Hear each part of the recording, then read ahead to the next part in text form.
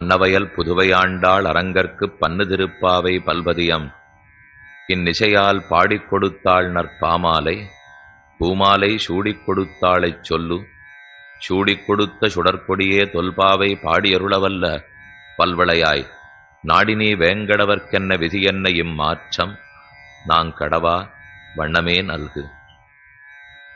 சியப்பதியான சர்வேஸ்வரனாலே மயர்வரம் அதிநலம் அருளப் பெற்றவர்கள் ஆழ்வார்கள். அவ்வாழ்வார்கள் 11 இப்பூவுலகத்திலே பகவானே பரதேவதை என்று அறுதியிட்டு கொடுப்பதற்காகவும் அந்த திருமாலை பற்றின பக்தியை உலகத்திலே பரப்புவதற்காகவும் அவதரித்தார்கள். ஆழ்வார்கள் 10 பேர் பிறந்திருந்தாலும் அவர்கள் அனைவருக்குமாக ஒரே பெண் குழந்தை தோன்றினாள். பெரியாழ்வார் ஒருத்தருக்குத்தான் பெண் பிறந்தாள்.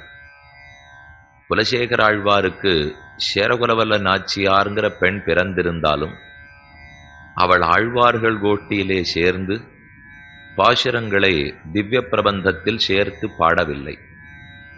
ஆனால் ஆண்டாள் ஒருத்திதான் பெரியாழ்வார் பெற்றெடுத்த பெண் பிள்ளையாய் திருப்பாவை 30 பாசுரங்களும் நாச்சியார் திருமொழி 143 பாசுரங்களுமாக 2 திவ்ய பிரபந்தங்களை சாதித்துள்ளார்.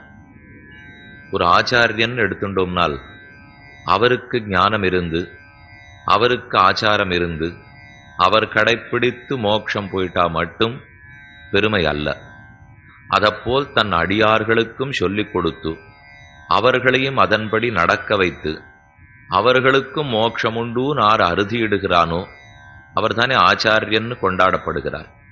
ஆனால் ஆழ்வார்கள் அனைவருக்குமே என்ன பெருமைனால் தாங்கள் பகவான் அனுபவித்ததோடு நின்றுடாமல் அதை பாசுரங்களாக எழுதி வைத்து இன்றளவும் நாமும் அனுபவிக்கிறா போலே நாமும் அந்த மார்க்கத்தை பின்பற்றி மோட்சத்தை அடைகிறா போல ஏற்பாடு பண்ணி வச்சிருக்காள் இல்லையோ, அதுதான் அவர்களுக்கு இருக்கிற கருணை வள்ளல் தன்மை.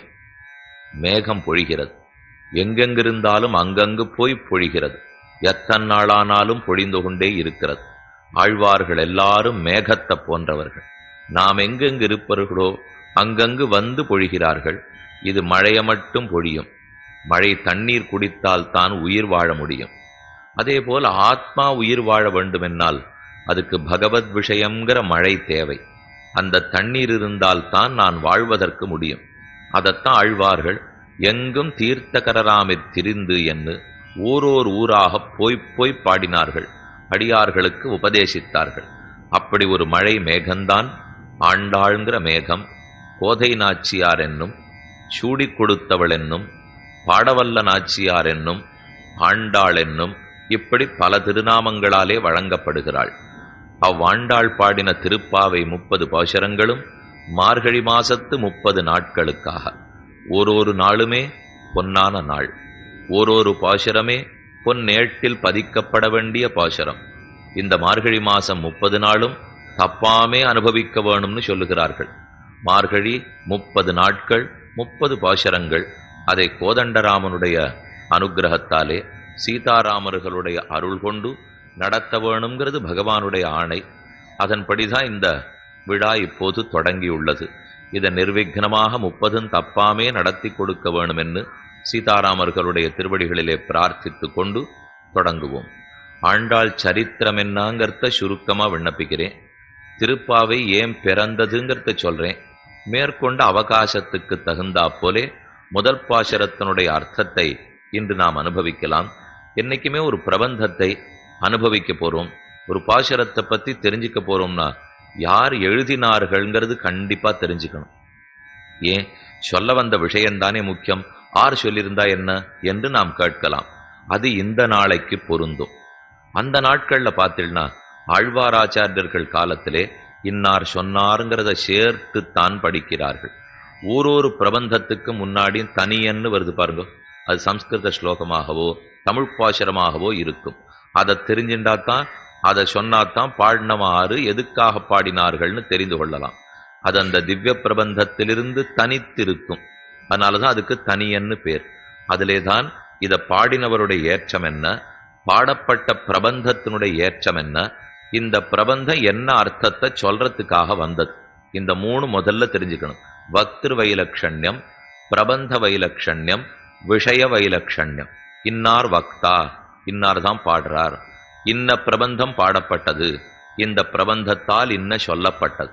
இப்ப இந்த மூணுலையும் திருப்பாவேன்னு எடுத்துட்டோம்னா, பாடினதார் பெரியாழ்வாருடைய திருக்குமாரத்தியான ஆண்டாள் ஸ்ரீவில்லிபுத்தூரிலே ஆடி மாசம் பூர நட்சத்திரத்திலே திருவவதாரம் பண்ணி ஆண்டாள். அவள்தான் பிரபந்த கர்த்தா, பாடினவள். பாடப்பட்ட பிரபந்தம் எது? 30 பாசுரங்களோடைய கூடின திருப்பாவை. சுருக்கம் 1102 இல்லை. திருமங்கியாழ்வார் பாடினா போலே 1000க்கு மேல இல்லை. அதுக்குன்னு திருமந்திரம் ஓம் நமோ நாராயணா போல 8 எழுத்தும் இல்லை.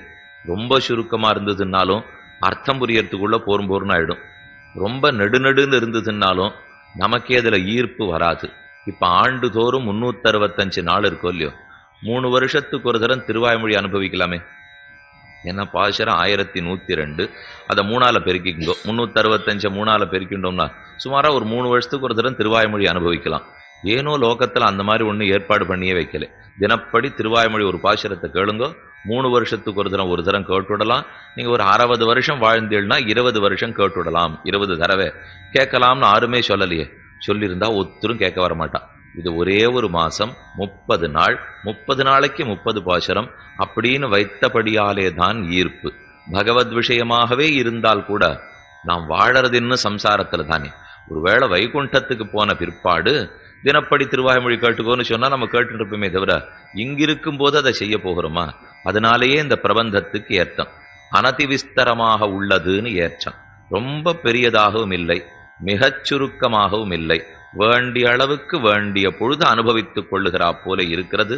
அது திருப்பாவைங்கிற பிரபந்தத்துக்கு ஏற்றம். 3வது, திருப்பாவையாலே சொல்லப்பட்ட விஷயம் ஏது? சொன்னது ஆண்டாள், சொல்லப்பட்டது திருப்பாவை.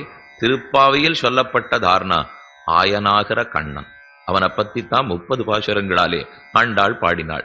சரி, இந்த பிரபந்தத்தை ஆண்டாள் பாடினாள்ங்கிறதுக்காக நாங்க சொல்றோம், என்ன பலம் கிடைக்கும்? ஏதேனும் கிடைக்குமா? எத்தை சொன்னாலும் எதை செய்தாலும் கிடைக்கணுங்கிற ஆசை நமக்கு.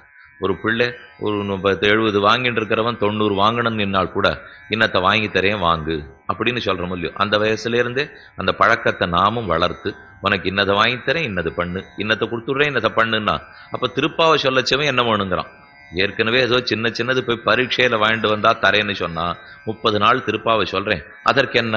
எந்த சபைக்கு போங்கோ, திருப்பாவை ஒப்புவித்தல் போட்டி வைப்பா. போட்டியில கலந்துண்ட வாளுக்கெல்லாம் பரிசு கொடுக்கணும். ஜெயிச்ச வாளுக்கு மட்டும் இல்லை, கலந்துண்டவா எல்லாருக்கும் கொடுக்கணும். ஜெயித்த வாளுக்கு 1 2 3 ஆறுதல் இத்தனை பரிசும் கொடுக்கணும். திருப்பாவை சொன்னதுக்கு பரிசான்னு கேட்டோம்னா பரிசு இருக்கே. ஆண்டாளே சொல்லியிருக்கா, என்னுடைய திருப்பாவை 6 சொன்னாலும் சரி, செங்கண் திருமுகத்து செல்வத் திருமாலால் எங்கும் திருவருள் பெற்று இன்புறுவர். இது திருப்பாவைக்கு பரிசு. பக்தி பிறக்கும், பிறந்த பக்தி பகவானிடத்தே ஈடுபடுத்தும், ஈடுபட்டு சரணாகதி அனுஷ்டிப்போம், அவன் அனுகிரகத்தாலே மோட்சம் பெறுவோம். இது நிச்சயமான பரிசு. திருப்பாவை சொன்னவர்களுக்கெல்லாம் இந்த லோகத்தில் இருக்கிற சேவும் வாழ்ச்சிதான். அந்த லோகத்துக்கு போவதற்கும் இடம் நிச்சயப்படுத்தப்பட்டு விடுகிறது. இது அந்த பிரபந்தத்தை சொல்றதுனால வருகிற பலன். இப்படி எல்லா விதத்திலும் ஏற்றம் இருக்க செய்தே இதை நாம் ஏன் அறியாமல் போக வேண்டும்? இதை தெரிஞ்சுட்டுதான் ஆழ்வார் ஆச்சாரியர்கள் எல்லாம், முக்கியமாக ஆச்சாரியர்கள் திருப்பாவைய மார்கழி மாசத்தில் ஓத வேண்டும். ஆண்டாள் அன்றே அப்படித்தான் மார்கழி நோன்பு நோற்றாள். நாம் இன்றும் மார்கழி மாசத்தில் ஓத வேண்டும்னு சொல்லுகிறார்கள். அன்னைக்கு ஆண்டாள் நோன்பு நோற்றாளா? மார்கழி மாசத்தில் நோற்றாளா? அது என்ன சரித்திரம்? எதுக்காக ஆண்டாள் திருப்பாவை 30 பாசுரங்கள் பாடினாள்னா, ஆண்டாளை பத்தி தெரிஞ்சுக்க வேண்டாமா? தொண்டரடிப்புடியாழ்வார் திருமாலை கடைசி பாசுரத்துல தெரிவிக்கிறார். வளவெழுந்தவளமாட மதுரமான் அகரந்தன்னுள் கவளமால் யான கொன்ன கண்ணனை அரங்கமாலை துளவத் தொண்டாய தொல்சீர் தொண்டரடி பொடி சொல் இளைய புன் கவிதையேலும் எம்பிரார் இனியவாறே. நான் பாடின கவிதை ரொம்ப இளைய கவிதை. ஆழ்வார்களுக்குள்ள 8ஆவதா பிறந்துவிட்டார் தொண்டரடிப்புடி ஆழ்வார். ஆனால் ரொம்ப கீழே பிறந்தவர் இல்லையோ. நான் ஒன்றும் மூத்த ஆழ்வார்கள் எல்லாம் இல்லை, நான் இளைய ஆழ்வார் தான். என்னுடைய கவிதை புன் கவிதை. புன் கவிதைன்னா நல்ல பாட்டு இல்லைன்னு அர்த்தம். இலக்கணம் சரியா இருந்திருக்காது, எழுத்து சீர் தலை அடி தொடை எப்படி இருந்திருக்குமோ தெரியாது. என்னமோ எனக்கு அழணும்னு தோணித்து பாடிவிட்டேன். இவ்வளவுதான் தொண்டடிப்புடி ஆழ்வார் சாதித்தார். பெரியவாச்சான் உள்ள வியாக்கியானத்தில் விசாரிக்கிறார், அப்ப எதுக்கு பாடினீர்? நீர் தான் இவ்வளவு சுமார்னு நீரே சொல்றீரோ இல்லையோ, அப்ப இதை போல கவிதையை பாடணுமான்னா நான் உங்களுக்காக பாடலையே, எம்பிரார்க்கு இனியவாறே, என் பிரானான அரங்கநாதனுக்கு அது இனிதாக உள்ளது. அப்படி இருக்குமான்னு கேட்டால் ஒரு தாயாரை பார்த்து எது உனக்கு இனிக்கிறதுன்னு கேட்பாருங்க. அவ குழந்தை பெற்றிருக்கா, சின்ன குழந்தை, அது மழலை பேசுகிறது, உளறுகிறது. கிம்ருஷ்டம் சுதவச்சனம் கிம்ருஷ்டதரம் ததேவ சுதவச்சனம் கிம்ருஷ்டதமம் ததேவ சுதவச்சனம்.